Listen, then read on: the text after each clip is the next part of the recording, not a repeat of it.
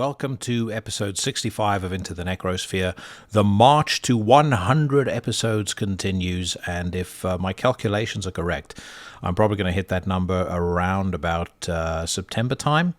That being said, I can only hope that most of the conversations in the lead up to that are as good as the one that you're about to hear. I am talking to Shayan of Trivax, in my opinion, one of the great hidden gems of the UK black metal scene, and Shayan was just an absolutely awesome guest. We spoke about everything from the black metal scene itself through to pro wrestling, but a lot about his time growing up in Iran, being a metalhead in a country where being a metal man could very easily cost you your life. There are some crazy, crazy stories that he could tell, so do stay tuned for that. It's coming your way very shortly. But first, out of southwest Germany, a band called Eranthos have just released their first EP. It's called Eternal Decay. It came my way via Black Metal Promotions, and I was absolutely blown away. Cannot believe that this is the first time these guys have been in a studio. I think you will all agree when you hear it, and that is why it is my demo of the week. This is off Eternal Decay, and it is a track called Denial of Life.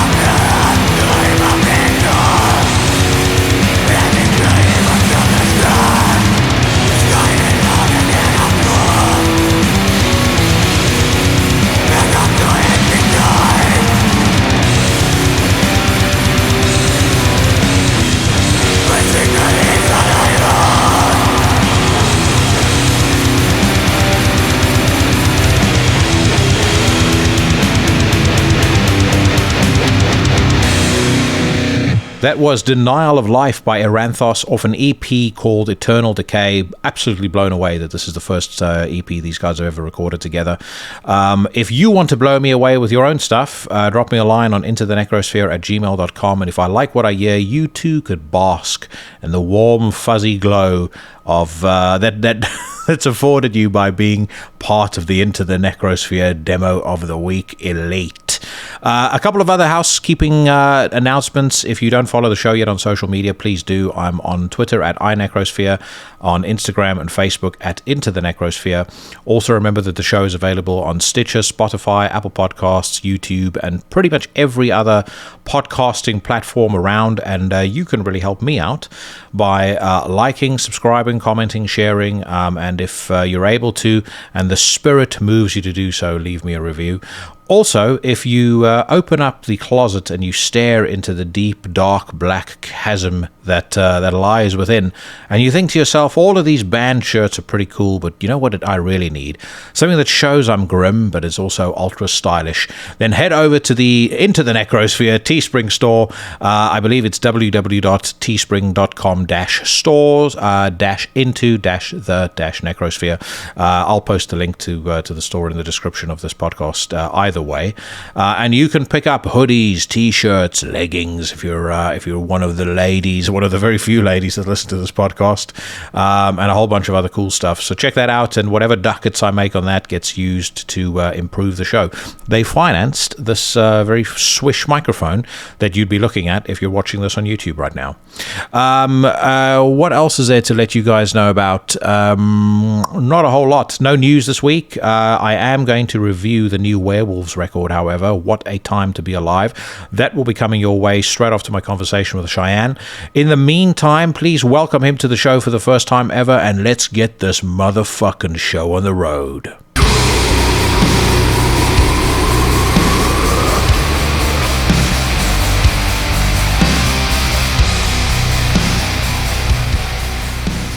So you guys are being featured on what'll be, so when this goes out, obviously it'll be a week later, but tomorrow's episode with Johnny Kelly. So my thinking always is when I do the show, well, at least that's been the plan this year, is get someone big on and then try and kind of sandwich that with maybe 2-3 underground acts and then another person that's big. So you kind of get a lot of attention on the podcast, hopefully. And then, all the attention stays for the next couple of episodes, and they see like maybe, bands that they wouldn't get exposure to otherwise, or at least, wouldn't necessarily have the opportunity to see kind of a long form conversation like this otherwise. So, keeping to my cult credentials. But I love the new song, man. I really liked Sin. I actually listened to Sin again in anticipation of us doing having this conversation. But I feel like the direction that the new material has taken is way more direct, way more straightforward. But it still kind of it retains that really unique characteristic that the earlier stuff had. Mm-hmm. I appreciate that, man. Yeah, I think that Sin was a massive learning curve for me, especially personally, because I think that my idea of being in a band at the time was very one-dimensional. It was very much just about, I want to write music and express myself. And being in a band, the songwriting, even though it is extremely important, is that core substance that you absolutely need to have. Because I think so many bands, they do everything right. They do the marketing well, they do the aesthetics and just everything. They do it well, but then there's no substance to the music. Yeah. To me, I think the way I did Sin was that my approach at the time was that I was very much invested into the songwriting. It was a very personal thing, like the lyrics, the songs. There's a lot of things in there that were very close to me at the time, but when it came to the execution of it, when it came to marketing, when it came to the production, all these things, I don't think that I was really as much into that side of things at the time. So when we released Sin, basically based off of the reaction that it had and how long it took for people to even be able to digest it, a lot of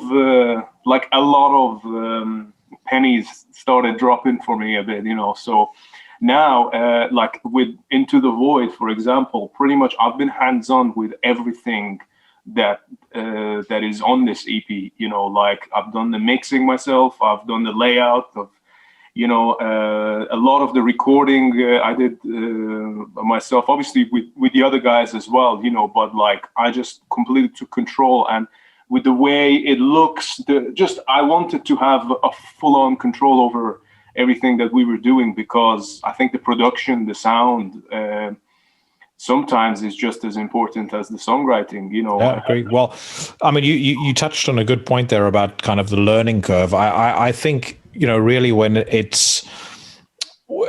I think in your case, I think the learning curve is maybe a little bit more steep, because you've kind of gone it alone, at least as far as not being on a label, anything like that is concerned, pretty much from the start of the band.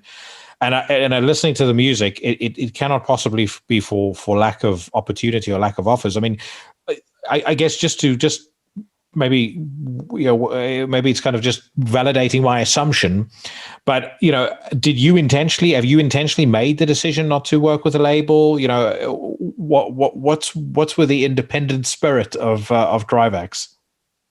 Oh yeah. Well, for the thing is, I'm a fucking control freak. Okay, like anyone who knows me, they just know that I have to be hands-on. You know, like it's just one of them things. With Into the Void, we did actually work with a label.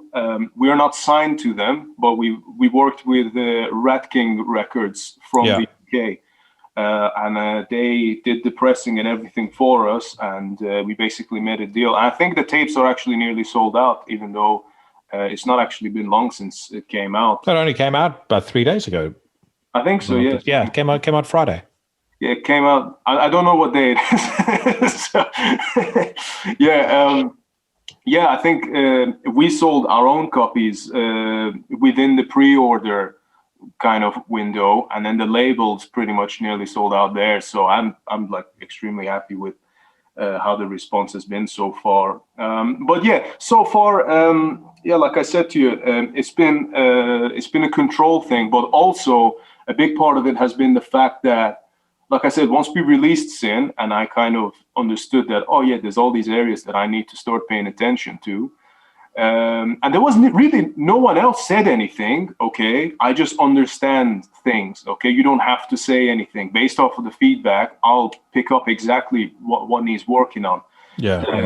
Like some people had pointed out that it was like really long, which I do agree, but at the same time, it was our debut album, and I just had 5-6 years behind it, you know, that I just moved from Iran to here, and you know, all the shit that happened. So I was kind of expecting like a bit of an explosion, just because it had that behind it, rather than actually perfecting it, you know, and releasing it for the sake of the music rather than just selling a story, if that makes sense. Yeah, of course. It has to go together rather than just focusing on one thing.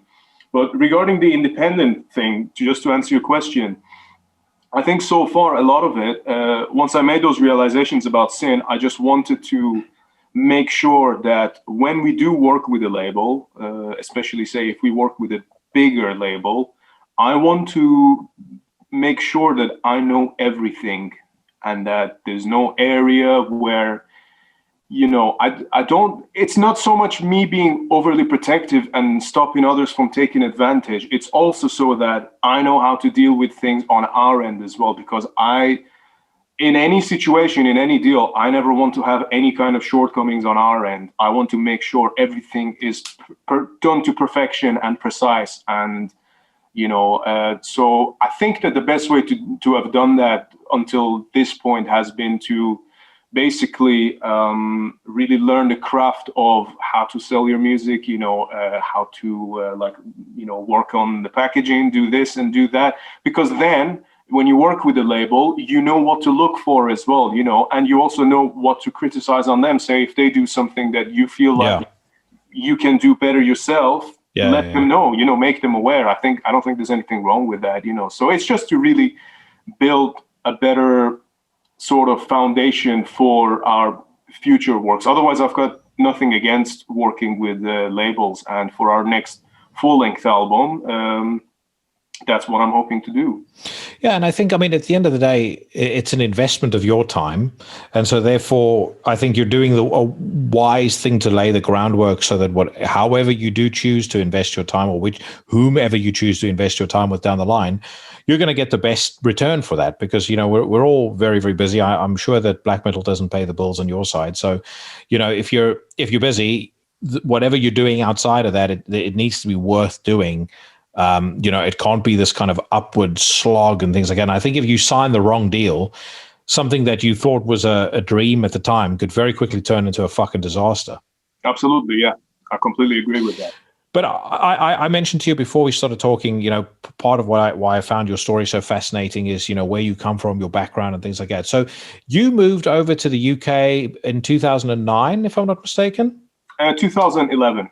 2011. September 2011. So how did you, what brought you here?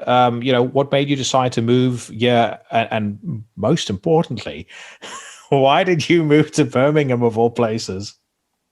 That's a good question, actually. No offense to anyone from Birmingham who's listening, by the way. No, I had 4 very interesting years down there, first of all. Obviously, as you may or may not be aware, over in Iran, the official name for the country is the Islamic Republic of Iran. Yeah. And as I've said many times to anyone, and will stand by that viewpoint on any day, is that as soon as you mix religion with the state, you're going to have problems. Oh, yes. Okay? Yeah.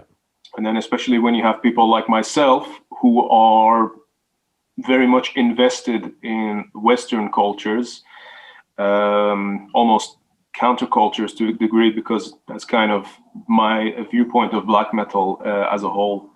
Once you start getting into those areas, man, you're going to have trouble. That's just the basic thing of it, because being in Iran, for those who are obviously unaware of this, if you listen to metal music, or anything that really symbolizes an un-Islamic or a Western kind of image as a whole, you're going to have problems. And these problems don't just come down to, say, people, like being shunned by the people. This actually comes down to having legal punishment. It's criminal activity to be appreciating this kind of culture for us, because it somehow goes against the religion and all the ridiculous fucking rules that they have, that, oh, you can't listen to this, women have to cover themselves like up until the bottom of their sleeve, and all these like random fucking things that really don't make sense, to anyone with any form of common sense. And so being a teenager who all of a sudden is, binging on mayhem every day of the week, being in that kind of environment, it gets very tedious, because now you're not only in danger from people, you're in danger from the authorities, by the people who are supposed to protect you. And Iran was no place for me, unfortunately. There's a lot of things that I miss about being there. I'm proud of my heritage, okay, but at the same time, there's a lot of things that I don't consider of my own by any means, And thankfully, the people around me and my family saw how badly I was clashing with everything over there. So it just came down to the fact that, when I was still quite young as well, it was just like, right, if you stay here another year or two, you're either going to get killed or like something really bad's going to happen, because I wasn't going to change my ways. I wasn't going to give up, I remember this as well. One night, I think at like 2-3 in the morning, I took a pen, and I felt very repressed at the time by everything in my surroundings. I was the only metalhead that I knew as well. It wasn't like I had a group of people that I could sort of find shelter with, if that makes sense.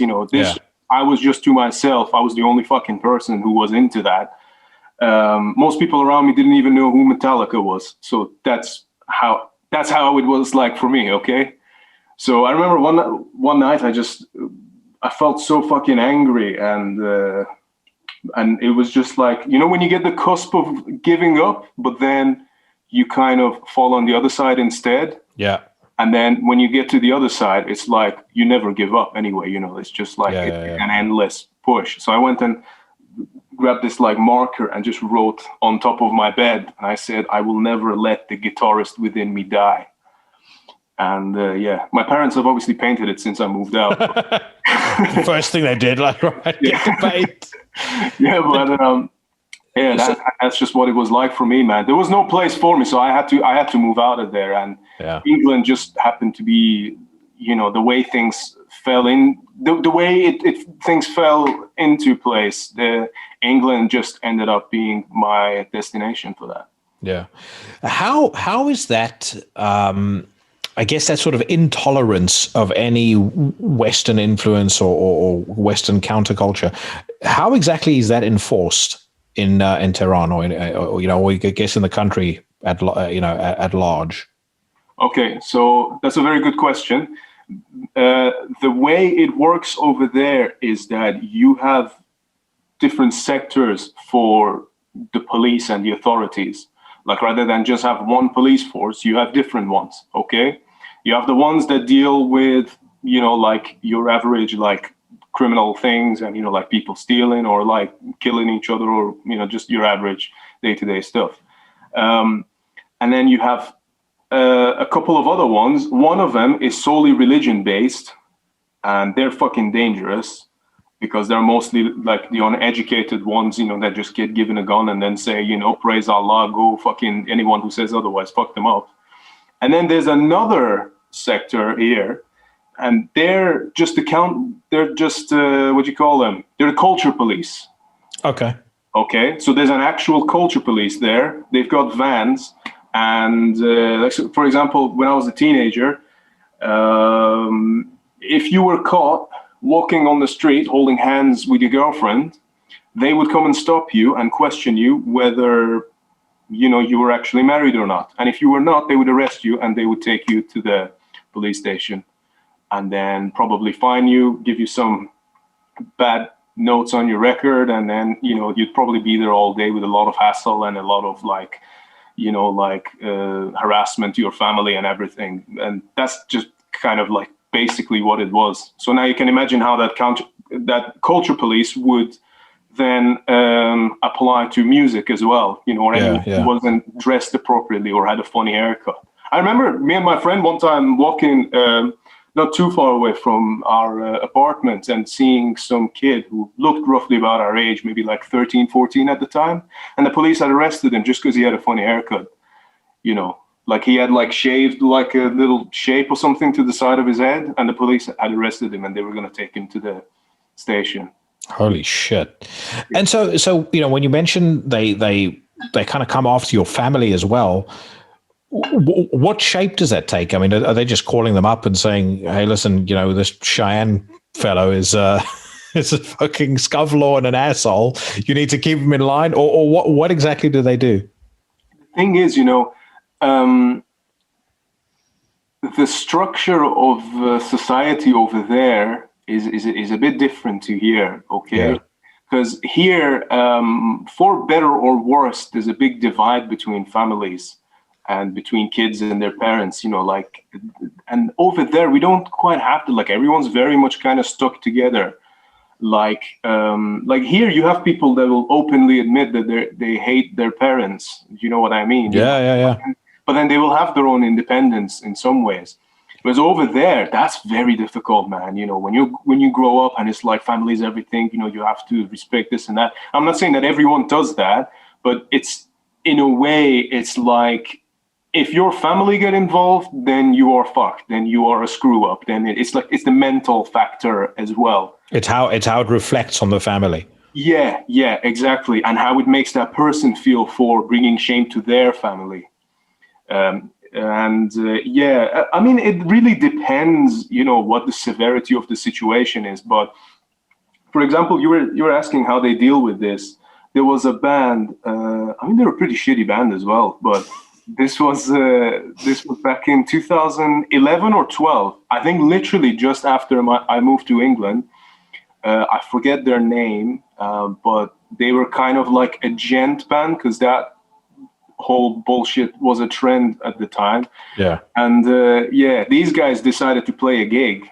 And I think they even had the thing for it. They had the permission for it, if I'm correct, because it's impossible to get the permission for it. And sometimes even if you get the permission for it, they'll still come fuck you up anyway. Yeah. So yeah, they tried to play a show in Tehran, I think with maybe like a couple hundred people there. All tickets were sold out. And then when they started playing, the police came in, arrested everyone, and were pepper spraying people. And then they arrested the bands themselves. I think they confiscated or like destroyed all of their instruments. And then they even forced them to cut all their hairs as well and everything. And then I think they only would let them go after they had to pay a huge amount of money for the state bill, basically. I think it was something like, it was into the dozens of thousands, I would say, which at the time in Iran was a lot of money. Yeah. So they're like, listen, I sprained my whipping arm when I was swinging the truncheon around. You guys owe me some money. It's like, I mean, it makes me think, right? So is this encouraged by the government, or are these guys just bullies and the government kind of turns a blind eye to it? Oh no, it's encouraged, man. Yeah, it's very much encouraged.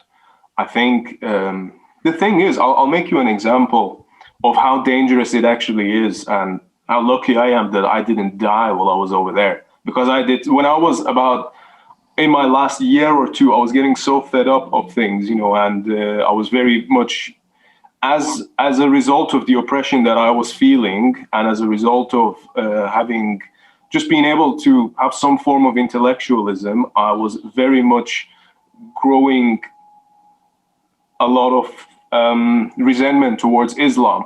Okay, and that's like, if you say anything against that religion or against their God in that country, you are fucked. Yeah, yeah. Because there's a rule. You'll find this interesting. This is how fucking barbaric it is. Okay. And this is why that religion as a whole is a problem.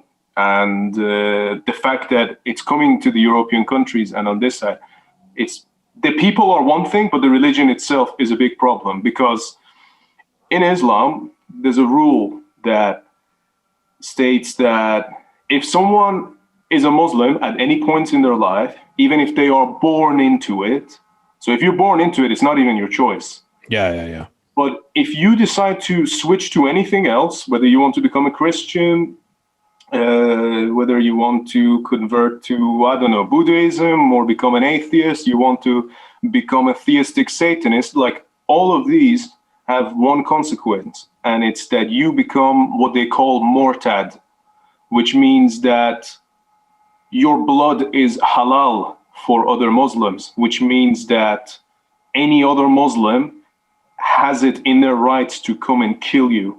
Yeah. And so it's not just the state that now has the right to come and execute that person, but it's also your average people in the public.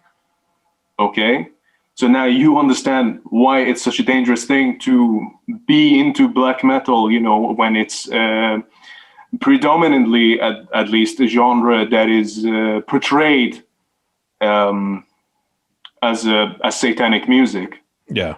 Okay. Obviously, when you actually come here and you see the bands, it's like such a small percentage that actually take it seriously in that regards anyway. Yeah. Obviously, for them, it's like, I remember, like, yeah, sorry. No, I was about to say the theatrics are enough to send them over the rails. Absolutely, yeah, man. Fucking hell, like, to them, Marilyn Manson is like uber Satanist, so you can only imagine what they feel like when you when they see Attila with a skull standing in front of them. Yeah. But so that was going to be another question that I had for you, man. In that environment, how does a kid get hold of a Mayhem tape, or get a hold of get hold of a Marduk record or anything like that? How? I mean, the scene is like as underground can be, I would assume. Pretty much. But yeah, how did you get exposed to this? Yeah, I think I always say this to people, just getting into metal in general, but then especially black metal, it was one of them things where it found me rather than the other way around. Yeah. Okay, because like I said to you, I didn't know anyone who even knew who Metallica was, and then through some means, all of a sudden, I'm there listening to, you mentioned Attila. His voice was actually my first introduction to black metal as well, on Funeral Fog. But I think what happened was one day when I was, I've said the story before a few places, but when I was, I think 13 at the time, I was watching satellite TV, and I was already like super passionate about music for pretty much all my life anyway. I always had two passions. One was wrestling, the other one was music. Okay, that's been me for my whole life, basically.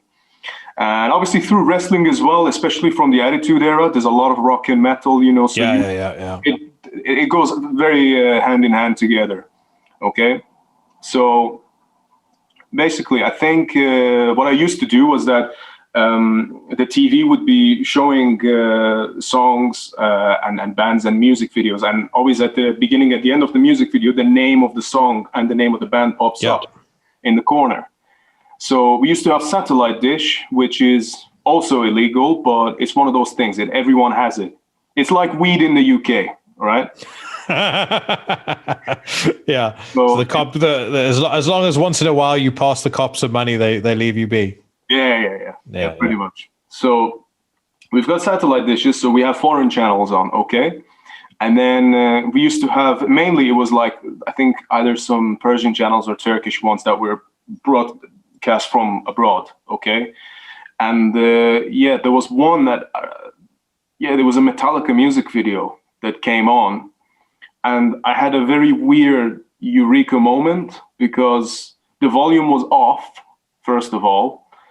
But as soon as I saw Metallica and I saw James, just like a massive bomb went up in my head, and not the other kind of bombs that you get in the Middle East. And so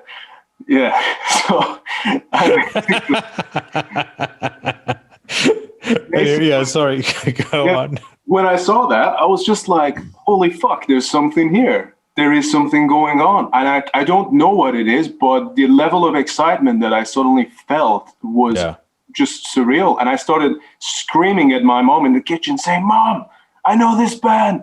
And I didn't even know them. And she was a bit like, okay, what do you want me to do? And I remember I waited, glued to the TV, waiting for the end of the music video to come up so the name pops up, right? And it did, and it said Metallica. I was like, yes, fuck, So I ran straight to my room, got my notepad out, and I just wrote Metallica, like that. And then later that week, I ended up talking to, I went down to the CD shop at the end of our street, and I asked him, I was like, hey, do you have anything by this band called Metallica? And the guy's like, yeah, we've got the recent album here. And I was like, oh, cool. Because I always used to buy bootleg CDs, right? Yeah. Shop, but the copyrights don't fucking exist over in Iran. So what you do is that they just have a stash of bootlegs that behind the counter that they actually make their thing from. So my cousin, my aunt and uncle used to be Christian missionaries in Kazakhstan. No, not Kazakhstan, sorry, Uzbekistan. And frequently my cousin would send me a boatload of bootleg stuff, and you got massive bargains. They generally didn't look too much different to the original, but I got a bunch of cool stuff. Vile by Cannibal Corpse, Morbid Angel, Covenant, all of that stuff were bootlegs straight from Tashkent. So. That's cool, man. Yeah, nice. But anyway, sorry, you were saying? Yeah, so basically I got that, and then I'd already decided that that's what I wanted to do for the rest of my life. That's the thing I wanted to become. Before that, I wanted to become. It was a toss between either becoming a wrestler or becoming a DJ, but a DJ in the sense of composing and writing my own techno music. I didn't know metal at the time. So once I got into that, it took me about a week to really dissect the songs and understand what was going on, because I'd never heard anything like that before. Yeah. I think 2 months after that, this is how much I got into it, that 2 months after that whole thing, I actually got my first electric guitar and was already like practicing. And then not much after, I even started writing my own music. And then I had a guitar teacher, Mr. Ozar, great guy. And he was actually a metalhead himself. And it was through sheer luck that I ended up finding someone like him to have as a guitar teacher, because most of the guitar teachers over there, especially at the time, not all of them would be into metal, okay? But this guy, I was like, I don't even give a fuck about an acoustic guitar. I want an electric. That's what I want, you know? Yeah. And then, so this guy, thankfully, he knew black metal, right? And he kind of even stopped me from wanting to get into it at first as well. But I was like, oh, what's this genre I've heard? It's black metal.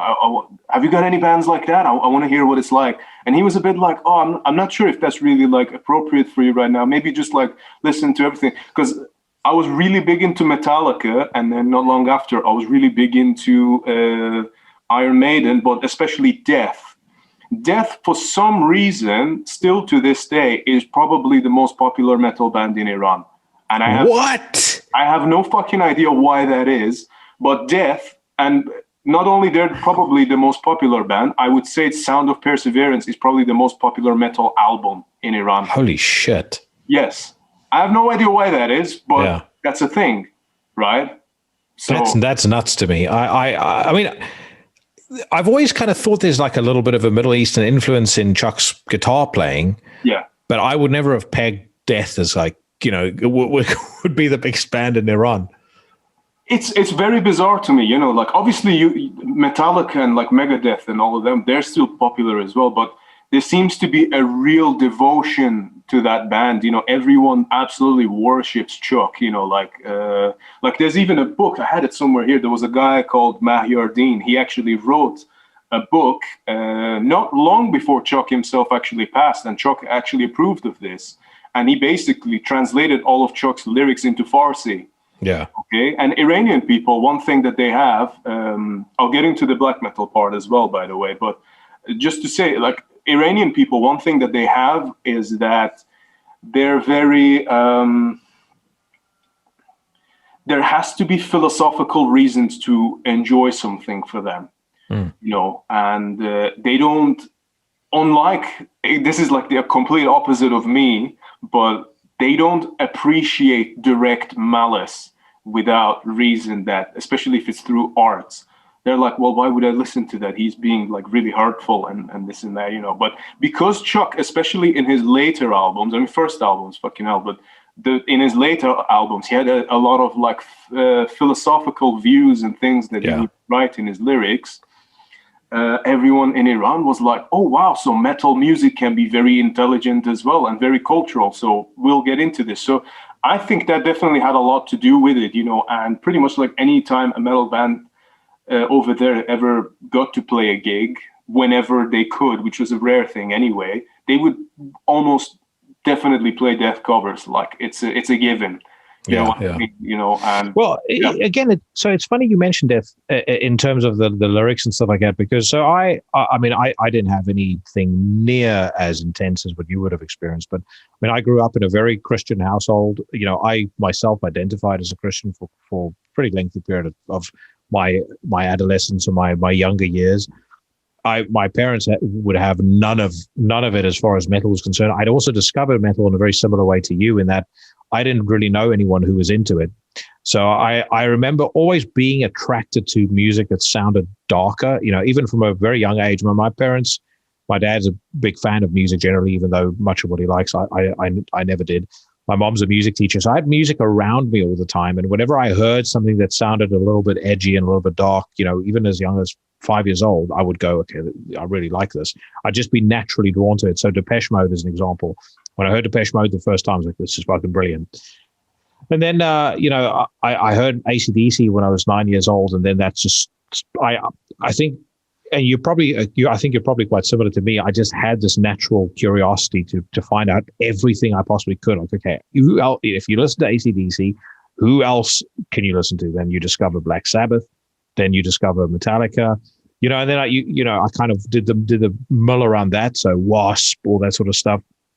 And then just by chance, I bought like a copy of a magazine called Metal Maniacs, and it had a cover mount on that had, a couple of bullshit bands, but it had Pantera on, and I heard Walk for the first time. And I was like, oh my God, this fucking changes everything. And then, you kind of go from there. But again, I was definitely, at least when I was growing up, I was in quite a sort of a fairly covered and a fairly protected environment as far as that sort of thing is concerned. Didn't know anyone who was into it. And, my parents certainly would not have approved of me listening to half of the shit that I listened to, and certainly not nowadays. But then the way that I, and actually tied into that, I had a couple of really stand-up fights with my dad. I remember one night he ripped up all my posters, threw them in the trash. Another night I had to burn all my posters. So, typical fucking stupid kid stuff that happens when you grow up in a Christian house in South Africa. But the record that actually, I think, convinced him to leave me alone about music and probably understand why I was into the music that I was into was Individual Thought Patterns by Death. And I remember showing him the lyrics to The Philosopher as an example. And I think he kind of finally realized when he saw that, he was like, well, there's a weight of intellect to some of this. And I remember overhearing him talk to somebody once, and he was like, well, I've decided to leave him alone. Things like Cannibal Corpse, I'll never like that sort of stuff. But he's recently played this band to me called Death, and, I don't like the name, but, the lyrics aren't half bad. so there's something to be said about that. I think there was a real weight of intellect and a real intelligence and a real thoughtfulness to Chuck's lyrics, especially on those later records. That frankly speaking to you and I was probably a good ally in the battle for parental acceptance. Yeah. It's funny actually that you make that song as an example, because that's exactly the same song where I used the lyrics to convert one of my friend's dads, who was always like, what are you guys listening to this? Like, what's this stuff? I showed him the lyrics to that, and then I remember him like reading it and going like, oh, okay. And he was a fucking, like, he was a guy that was doing really well for himself and his family, and he later sent all these kids abroad and everything. But he was like, that's exactly the same song that I used the lyrics to for that guy to understand and see, hey, there is a little bit of intellect here. So I do agree with you. And yeah, I think I feel like Chuck did create some kind of a bridge where it's like, especially at the time, it was more acceptable, where it's like, hey, look, we have brains too, Yeah. Well, you were definitely not going to convince anybody with Mayhem. That's for sure. I think it also, it's a thought that just occurred to me when we were talking now. I do think I often look at some of the stuff I listen to nowadays, and you heard the stuff I play on the show, and I'm now that I'm older and wiser, I fully appreciate the fact that for somebody like my mom to look at something like Marduk or Mayhem, or Inquisition or something like that, she literally would go, "This is the most insane, evil shit on the face of the earth." I think you kind of go through a period when you're growing up, and I'm the thought that I had, and I'm kind of probably rambling a little bit here, but I think you and I both love wrestling. We both grew up watching the Attitude Era. I think the fact that we watched and appreciated those theatrics kind of it certainly gave me an innate understanding of the fact that, hey, by the way, Attila isn't a serial killer running around with real skulls, or those guys from Akakaka with their suits. They this is part of the show, and it doesn't just give you an understanding or an appreciation of the fact that it gives you a love for it as well, because you kind of want to be convinced. The wrestlers that you like the most, and for me at least, were the wrestler where I was kind of like, this is really just. It's just him with the volume turned up. I kind of want that on stage as well. I want somebody who's like that vocalist or that guitarist or that drummer, whatever fucked up stuff he's doing, when he's on stage, that's kind of his personality, just with the volume really, really cranked up. I never all the way up to 11. Yeah, exactly. That's why I never really like when I'm watching a band play. It's small little nuances, but I don't like bands smiling at me off stage, as an example. I don't want somebody cracking jokes with somebody in the audience. Oh, no. I don't want anything that tells me that, to use a wrestling term, that breaks kayfabe. Like if the Undertaker came down came down to walk into the ring. I remember seeing the WWE actually when I was 17 years old, and Undertaker walking past me, and even though I was pretty grown up by the time. He was so fucking enormous and so menacing looking. I felt like a 5-year-old standing in front of him. But if he had stopped and he had turned around and gone, "Hey, by the way, just so you know, it's all a work in there, and I'm really actually a pretty cool guy," and then goes on, it would have sucked. I would have never had the same memory of it. But you understand what I mean? It's like you kind of need that level of being convinced. But I think a lot of probably your and my appreciation for those theatrics and the antics probably comes from wrestling in many ways. I think what it really is, I think there are those of us in life where there's a fire in here. Yeah. And you look for ways to translate that fire, where you look for ways to understand it. And I think when it comes to larger than life characters like that, I think we carry something from the world. It's almost like there's a weight on your shoulder that it feels like, there's almost like you need to turn this thing around and just project it out and at all of the other fucking stupid idiots into the world. And I think when you're young, you don't even quite realize what is happening to you. But when you discover something like that, where something is so larger than life, and you look up to it, and then it feels just so like, it feels so, in some ways, it feels so wrong in how violent and dark and evil it is. But that, I think, to our kind of people, that becomes the ultimate victory that you look forward to. And that victory is that you overcome this feeling that you have by projecting it out into the world. It's like, okay, fine, all of you single idiots, you carry on doing what you're doing. Watch what I'm gonna do. Yeah. When you get into wrestling, when you get into metal and black metal, it's always larger than life characters.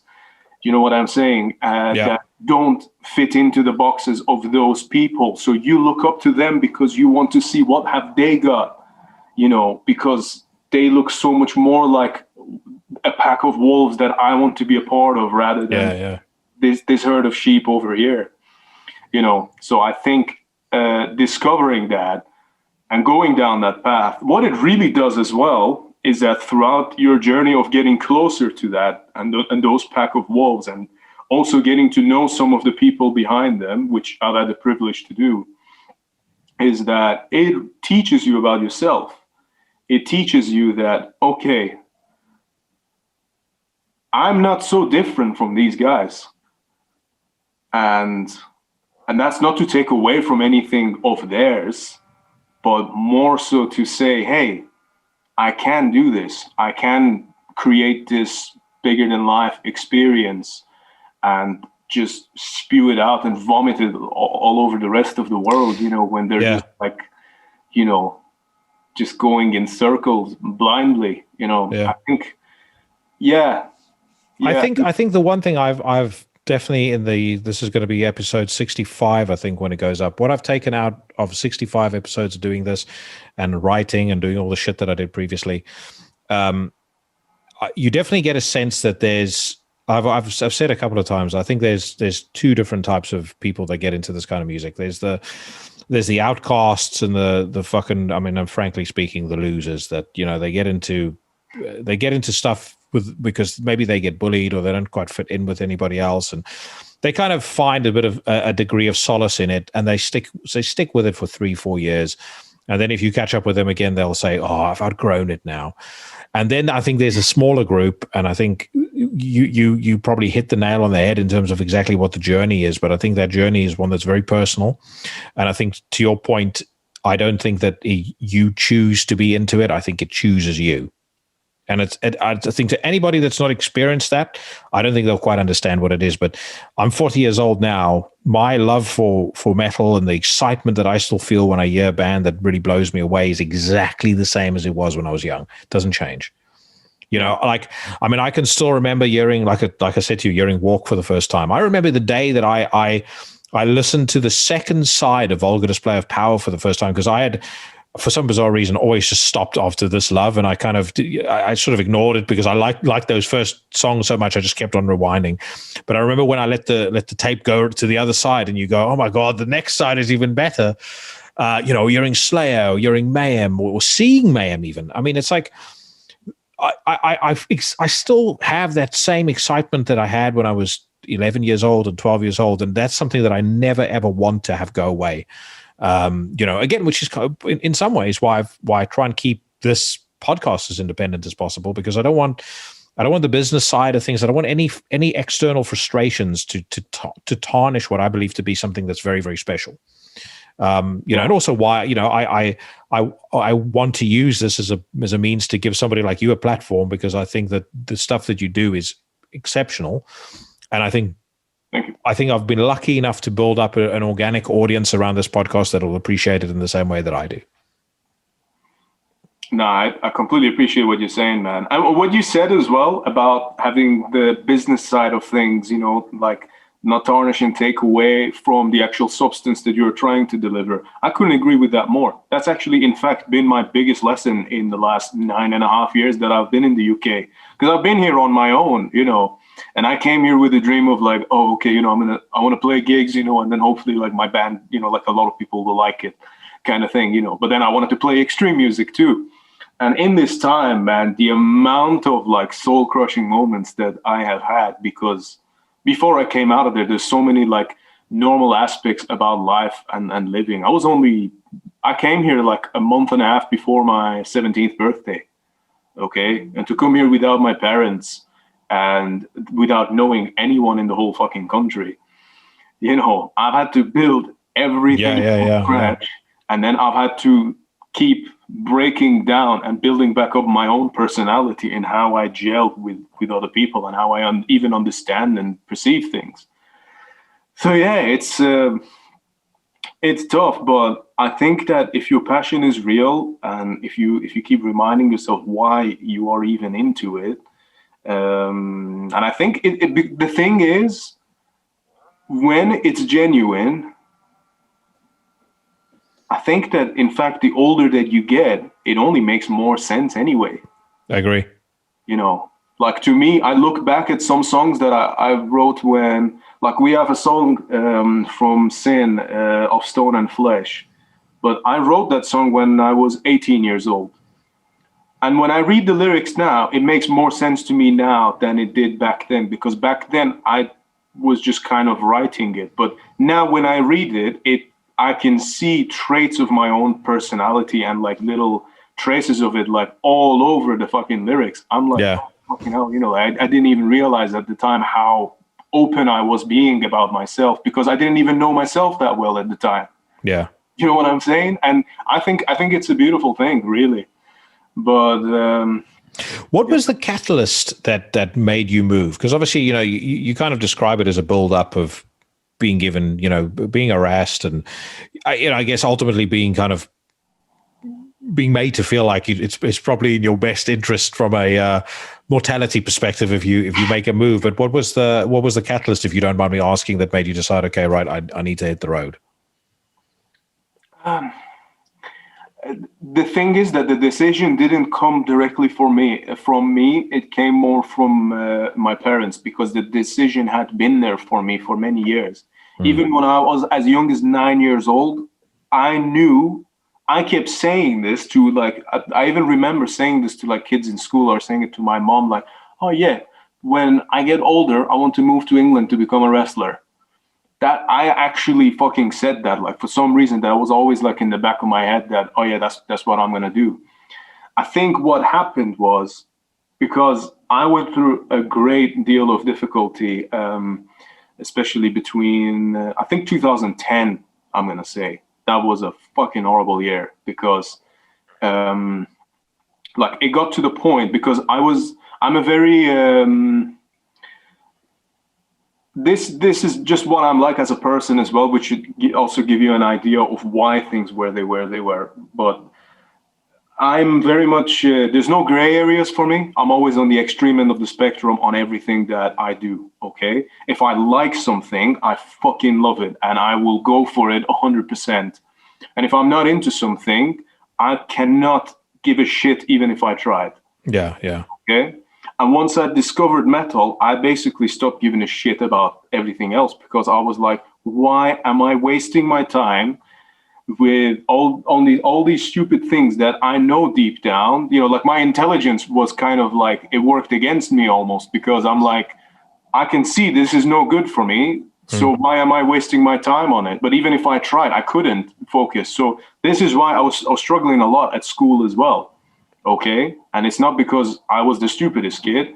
It's because I would sit in the middle of class and I'm trying to listen, but my mind knows that I'm not interested. So instantly I start hearing riffs, riffs, riffs, riffs, riffs. So I'd make notes of the riffs that were coming to my mind. I'd tab them out rather than actually listen to what the fucking assholes were trying to teach us. So, Yeah. And because of that, there were like limitations that my family decided to place on me. They were like, hey, your music, we only allow you to pursue this if you do your studies and if you attend your classes properly and everything. And I really tried as well, but it just wasn't working for me. And because of that, what happened was that I went through, I think first of all my guitar teaching lessons got canceled when I only had them for like a year. But then my parents decided to cancel it because I wasn't studying well enough. And then they decided to basically boycott buying any new equipment. So I went without any new guitar strings for about 7 months. Okay. So what I ended up doing was every time a string broke, I ended up using the steel strings from my acoustic on my Yamaha guitar, which is still got here, by the way. And because they were so thick, I had to then down tune to almost like a 7-string setting, like a baritone setting, Yeah. And that's how I had to practice guitar and record songs, because I wasn't allowed to have actual strings for it. And that's just but I still carried on. You know what I mean? Improvise, yeah. Yeah, even that didn't stop me. And eventually they realized wow, Shayan's really passionate about He's serious about this. He's not fucking around. Yeah. So I think when it came to that and they realized that I wasn't going to have any future there, it sort of came down to it that it was time for me to leave. And I was being very fucking careless that last year as well. Like on my 16th birthday, we ended up going out and causing lots of chaos. And then it's a real fucking by a good chance that I didn't get arrested, because what we did was we used to buy a lot of condoms, but because we didn't have any uses for them at the time, we used to just use them as balloons instead. Yeah. Or don't know any fucking girls anyway. So, but yeah, anyway. So what we did was, what I did, I was going a bit feral. Like that fire that I was telling you about was coming out that night. Yeah. Okay. And we'd all been listening to shitloads of the music that night as well. And we went out, and then what I did was I actually pissed in one of the condoms. And then there's a little thing. There's these things in this park. It's like a national park, but then they've got the praying rooms there, right? And then there's a male one and there's a female one, and there's another big one that you just go and sit around. And I threw that thing at the female one, and it exploded and went all over the carpet. Oh my God. So in Islam, there are 5 things that are considered najas. Okay, that's the word, najas. I think one of them is piss, the other one's blood, the other one's shit, the other one is anything that's dead, so a corpse or a carcass, and the last one is an infidel. Okay? And if you've got any of those things on you, at that moment, Allah will not be looking at you. Okay, he does not consider your existence until you've washed those things off. Okay, that's why they're so anal about washing their asses with water, so they've got no shit on them. Yeah, not the worst thing to have. It's kind of good being but you take the sweet with the sour. Yeah. So basically, what I'd done by doing that was that I made the actual praying area najas. So it would basically void any other person who would then come there and pray. So I was quite proud of that, actually. But something that easily could have got me killed. Do you know what I'm saying? I was just about to say, dude, I would have probably, if I were you, thrown and then immediately hightailed it to the airport.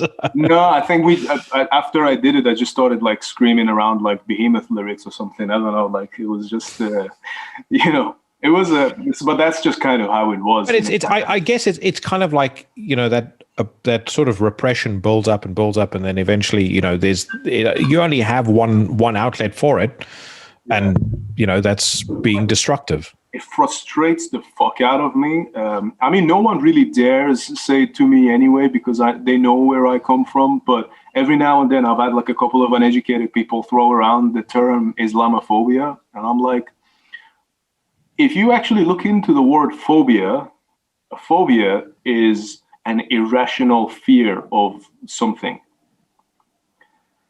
Which part of fear or hatreds is irrational if it's directed towards something that stands against and restricts every bit of your liberty and anything that actually makes this life worth living? Yeah. That you've had, and also that you've had firsthand experience of, because I think that's the other thing that I detest about this, what I would call this white knight syndrome that has polluted the Western thinking, is that not only do they kind of practice the bigotry, or what I would call the bigotry of low expectations, where they sort of say, okay, well, because you have a certain background, you go sit in the corner, I'll fight your battles for you, because there's no way you could possibly succeed in life without a helping hand from me. But then the other thing is, they then also want to try and school people on the oppression that they faced. So you have the backlash against African American conservatives. You have the backlash against anyone that comes from a Muslim country that either wants to take a more moderate approach to their religion, or leave the religion altogether. I mean, I don't know whether you follow Majid Nawaz. I really appreciate what he does. I don't always agree with him politically, but I appreciate him as a human being. But the amount of shit that guy gets, I know. Dude, this guy was thrown in prison in Egypt. He was whipped over his feet and like beaten up every single day for 5 years. And you sitting in your Richmond fucking plush house, and you have the gall to point your finger at him and say that he's an Islamophobe, purely because he's saying, I think that the religion needs to moderate. It needs to have its own, I can't remember what the word is, but you know what I mean? Its own, the fucking word is slipping by. Something needs to happen so that it relaxes a little bit. No, I completely understand. Reform, its own reformation. Yeah, I think a lot of that is mainly because people are just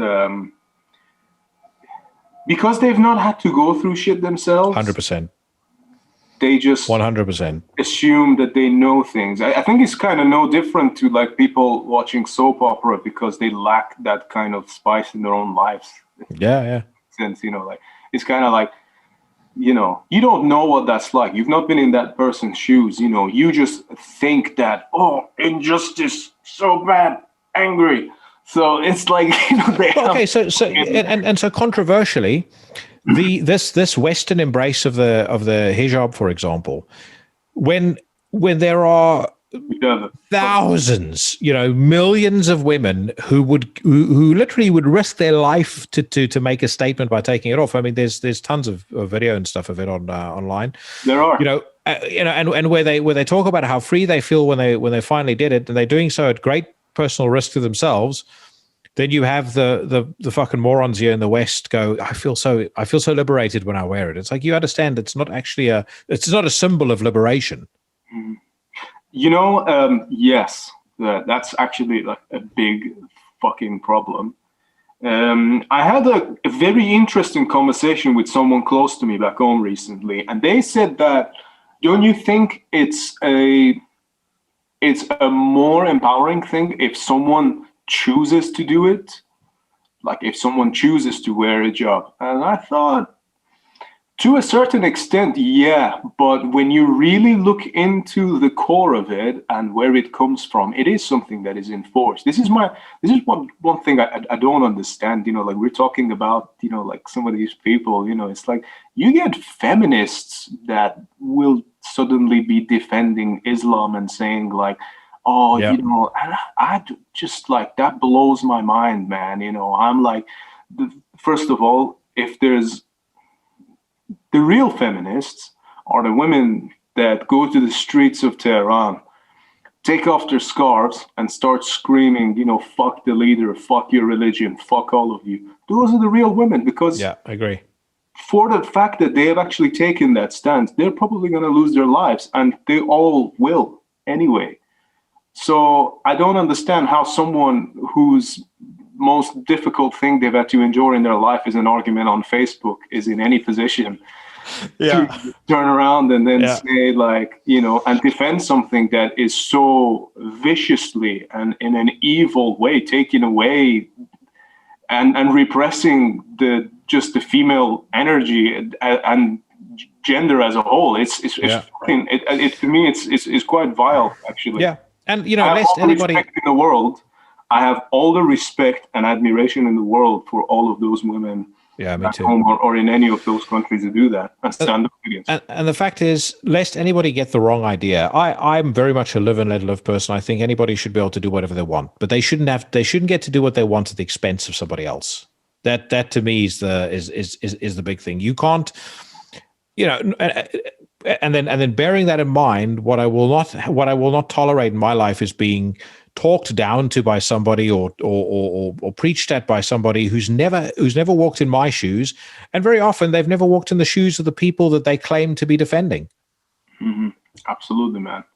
And yeah, the thing is as well, I should also open a little bracket here. What I said about what I did on my 16th birthday, where I desecrated the worship place, that to me, that was just a symptom of,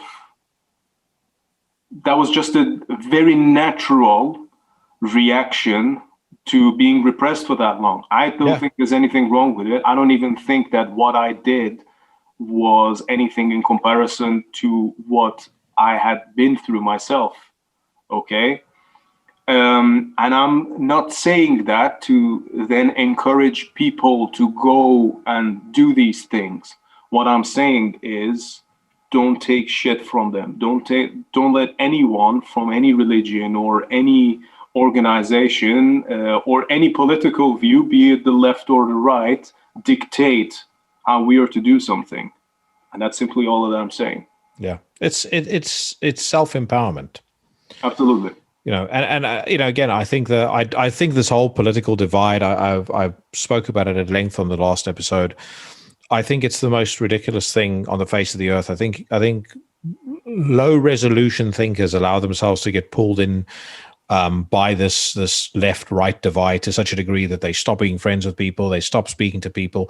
I would like to have in my life a broad frame of reference, for the people that I speak to, even though they may not always agree with me. But secondly, at the end of the day, the people that are going to kind of be there for you when you're older, the people that are going to, take care of your loved ones should, heaven forbid, the worst happen. All of those sorts of things, those aren't people that you just sever ties with because you believe in some politician. The politician doesn't give two shits about you. The vast majority of politicians are in the business of one thing and one thing only: remove money from the private citizen, place it squarely in the pocket of the public sector's servant, under the auspices of innumerate taxes, and whatever other fucking scam they've got going at the time. And again, people need to understand that. And it doesn't matter whether you sit on the left or the right, whether you're a conservative or liberal, or Republican or Democrat, they're all in the same game. Absolutely. Yeah.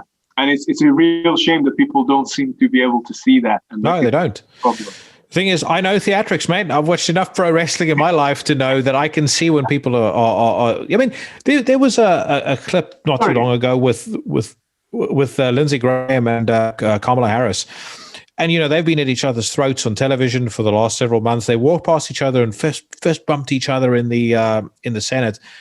And I was like, Okay, there's a difference between being courteous, between showing somebody professional courtesy, which is fine, or fist bumping each other like we're best mates, and the next thing you know, you're on TV and you're yelling and screaming all sorts of shit at each other. That's no different to pro wrestling. That's why I say as soon as I know theatrics, and there's limited difference between the two. Do you remember when was it? I think March 2014, when WWE was in Chicago and CM Punk had just left, like the news had come out, and they were gonna hijack Raw, okay? And then Paul Heyman came out, and the crowd were basically going to hijack the show by doing CM Punk chants and whatever, okay? And then what he did was, this is like in the modern era as well. It's some of the fewer stuff that I actually have watched and I know. But it's very interesting to me because what he did was, he's a clever guy.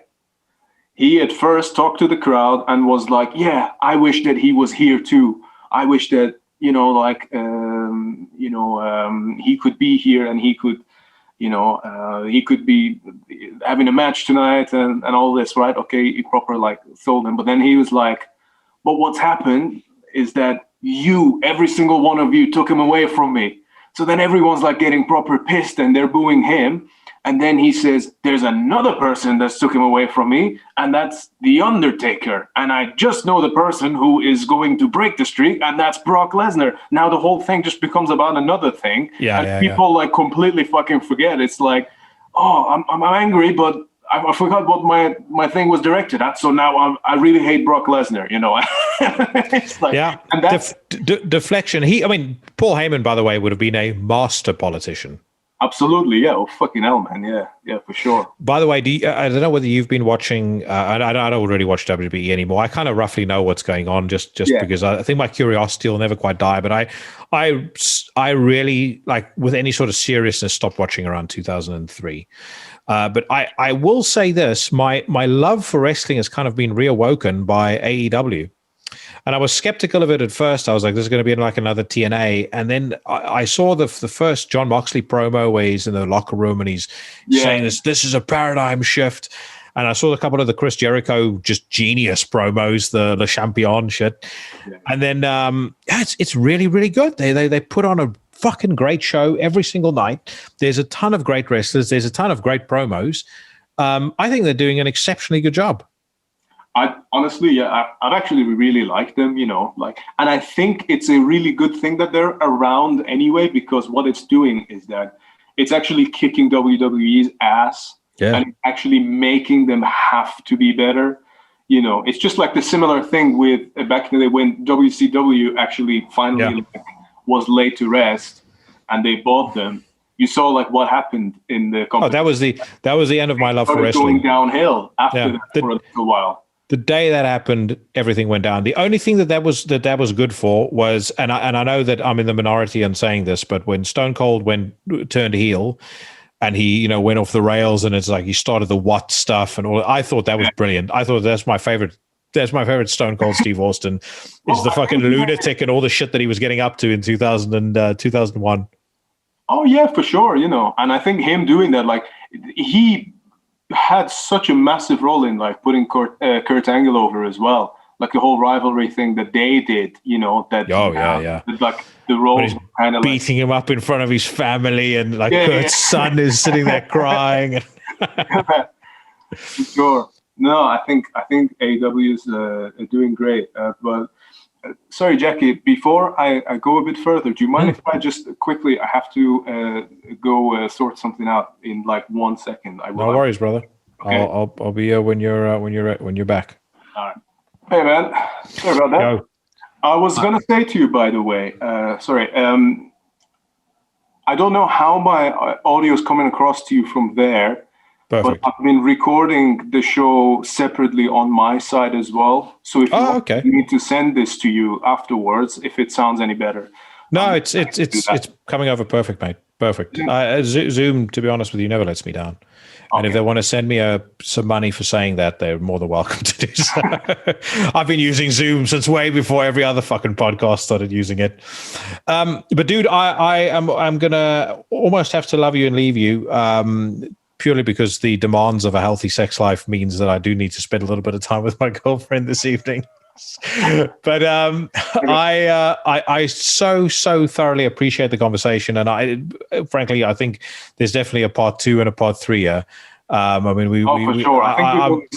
I feel like we've only scratched the surface there anyway. Yeah, no, for sure. So we will definitely have to do it again at some point. And you know, I mentioned it on last week's show. I think the new EP is absolutely awesome. I'm massively looking forward to what you guys put out next. You know, and again, it's one of those things where, you know, this is the first time we're talking properly. Obviously, you know, one of my favorite things is when I speak to someone whose music I'm a fan of, and I talk to them, and I'm an even bigger fan when I get off that conversation. You know, hopefully, people who are listening to this feel the same way. Yeah, man. I hope so too. It's like I said, I'm a fan of the podcast anyway. You know, and you know, I enjoy the conversations. I enjoy it when there's substance. You know, and there's actual, you know, depth to the conversations. You know, and the things that are being shared. You know, so I do really appreciate it. I think you're doing something really good here as well. You know, like I think. You know, I don't know if you realize this yourself or not, but you are pretty much on the way to becoming the undisputed Joe Rogan of black and death metal. So, mate, I don't know if that honor is yet reserved for me, but it's just in time for people to realize it. Okay. Yeah. So, no, it's, you know, I do this because I enjoy doing it. And again, I'm in partly I'm almost worried about the show growing too much because, you know, I don't want to have to start dealing with the woke scrutiny that it will come under if it does and stuff like that. I kind of want to just be able to do my own thing. I think I've been very fortunate to have grown the kind of audience that I have. I've had literally one asshole message me and, you know, post a bunch of crap on YouTube. But beyond that, everyone else is just awesome. You know, and you get these people coming out of the woodwork from far and wide. You know, one guy is like you know, drills for oil in the Mediterranean, and, you know, another person, you know, is stationed out in Afghanistan with the military and stuff, and they just all say the same thing. You know, it's a great distraction from what they're doing, and it introduces them to new music, and they like they think the conversation is a breath of fresh air versus the usual. So why did you use this guitar and that album? Fucking garbage you get on most stuff. So, but like I said, man, absolute pleasure having you on. Stay on after when we say goodbye. I just want to say something to you offline as well. Okay. All right, brother. Talk to you soon.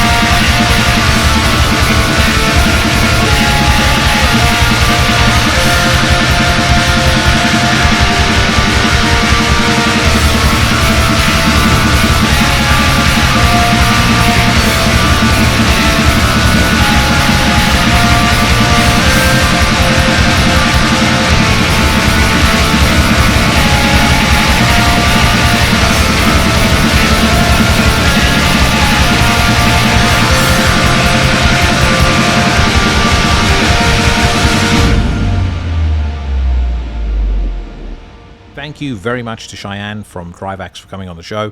You guys will probably have sussed from the conversation that we cut it short a little bit.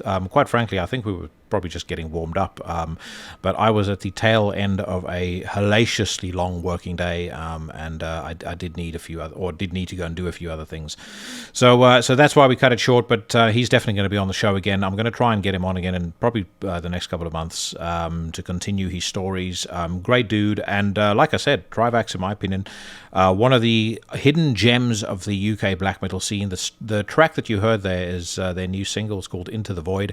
It's available on Bandcamp right now, along with all of their other releases. I did play it on last week's show as well, but figured I'd include it here again, just in case you'd missed it the first time round.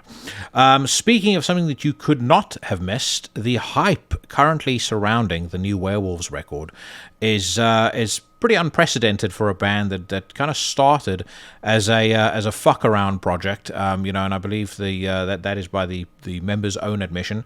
Of course, some of you will recall that I've had Matt Wilcock of Werewolves fame on the show many times, as well as Sam Bean, and the new record is called "What a Time to Be Alive," and what a fucking record to get their account started off with in 2021, to get basically the metal kicked off with in 2021. There's been a couple of decent releases, but nothing, in my opinion, that is as hard-hitting and is probably going to remain a topic of conversation with a good many people for a very, very long time to come.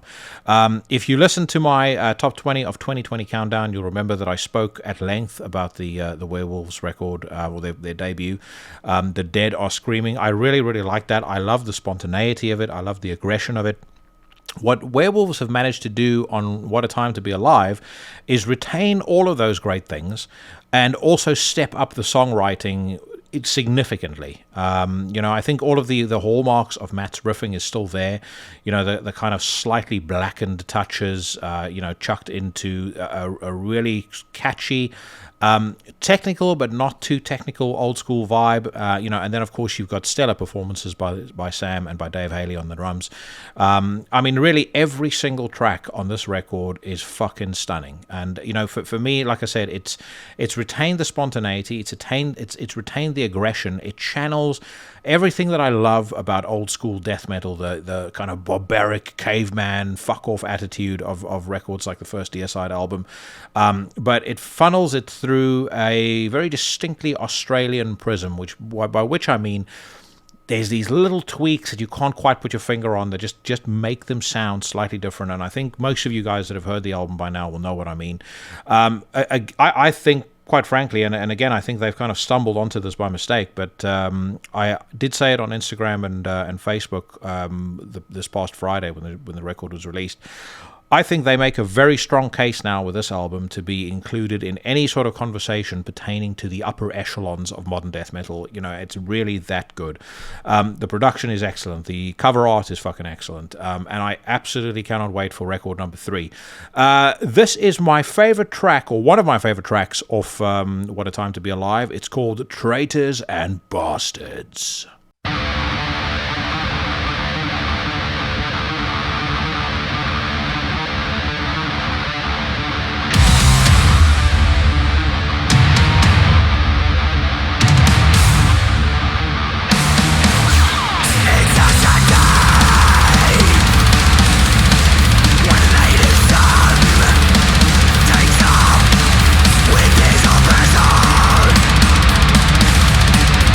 Work for that.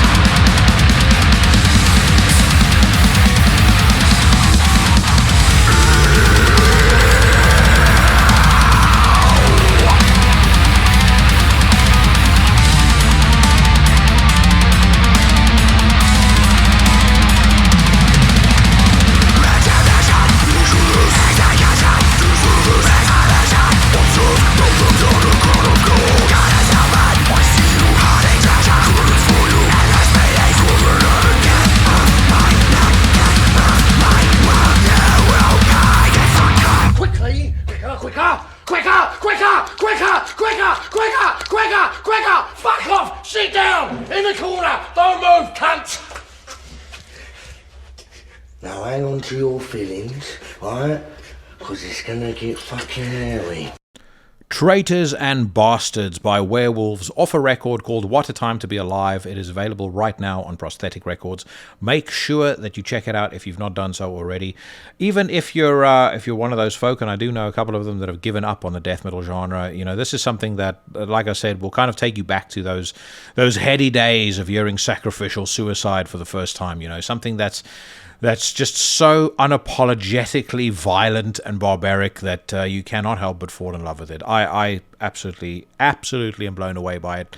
And like I said, I cannot wait for the third record, which I know is in the offing. So hopefully that arrives sooner rather than later. And, might I also say, the perfect record for a fucking crazy 2021 so far.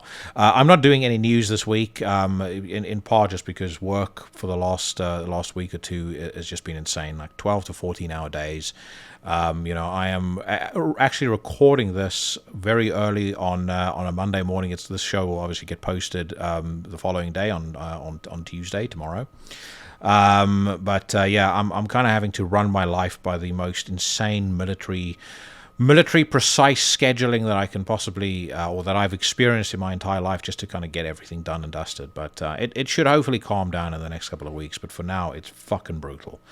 I will not let the show slip, and I will not let the quality slip. But I just thought you guys should know. There may be a few days or few times in the coming weeks where the show maybe gets bumped to a Wednesday or a Thursday, depending on when I can actually get around to doing the editing. That being said, if all goes to plan, I am going to be interviewing somebody massive tonight. I'm going to be interviewing a big league guest this evening. So I'm not going to announce it just yet because I'm paranoid about these things falling through. So much like Ruins of Beverast, I didn't tell you guys, I think, until I knew it was actually saved and recorded on Zoom.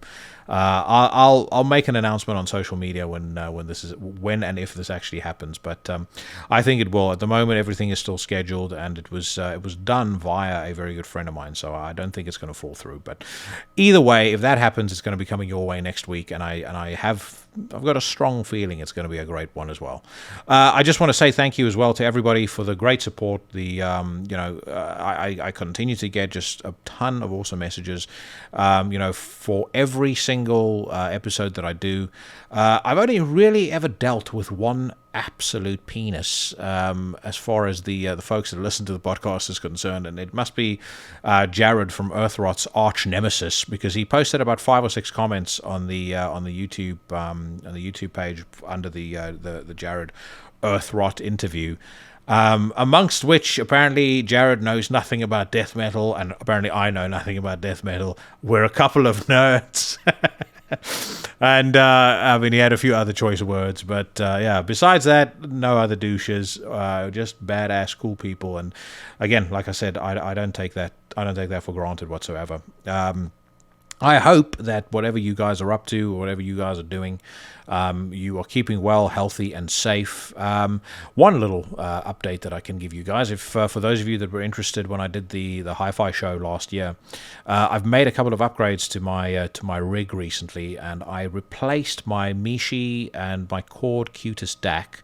So I had a Mishi P5 preamplifier and a Chord Cutis DAC that was kind of handling digital processing and was handling volume and source control. I replaced those with a Chord Hugo TT2.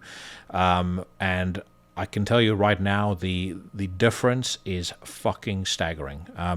If you guys are into hi-fi and you want me to do another one of those shows, then do let me know. I might get Terry Ellis from Pursuit Perfect System on as well, because I'm pretty sure he'd be down with doing an hour with me. As a matter of fact, I think that might be an interesting one, because I know that when I did the last one, quite a few of you guys responded really positively. So I might get Terry on. If you're interested in that, drop me a line and let me know if you'd like me on. I've been on his channel, but I think it might be time to invite him to something a little more grim, a little more edgy. Anyways, I'm going to say goodbye, and I hope that the next couple of days treat you well from the mean streets of Great Shefford, on the outskirts of bumfuck nowhere. I am bidding all of you bad motherfuckers a fond farewell.